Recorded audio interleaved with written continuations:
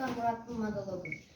Үйдө жүгүрүп чыгып карасам кошенаттардын арасында жалгыз гана чабдарым ордунда калыптыр.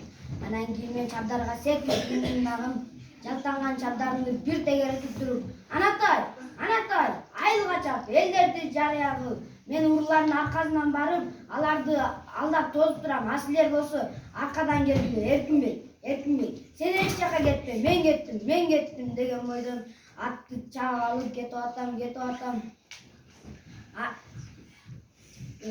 Кудай берген жаныбар чу деп алып кетип атам. Чу деп кетип атам. Анан кийин болсо мен жыгылбайм.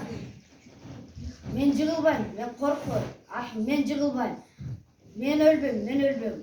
Өлсөм бир көрөбүрсүң деп бир азга чейин жүрдүм дагы. Тетигине жектен караңгылар көрүндү. Мен ал жакка барып, токтогула, баары кутулбайсыңар, байкелер деп кыйкырсам, аркадагы эки чокмуктолгон аттарды алдыңкыга берип, аркага кайтып, мен караңгы жарык болуп, эчтекени билбей, чабдардан учуп кеттим дагы, туруп карасам, чабдарыма ок тийиптир.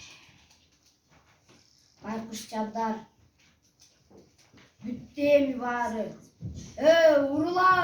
Урулар, акмактар, эмне өлтүрдүңөр менин чабдарымды деп кыйкырып алып, өзүнчө чуркадым. Бир аз жүгүрүп барып чарчап калдым дагы. 2-3 тоголонуп кеттим дагы. Бүттү эми баары. Согуштан кайткан атамды чабдарга минип алып келем деген Тажы Муратка берген убадамчы. Эми чабдарды Тажы Мурат экөөбүз минип алып, согуштан кайткан атамды алып келе албайбыз. Айылга даан себе албайбыз эми. Тиштери жаркыраган соколорду минип алып көчөгө чыгыш болбойт эми.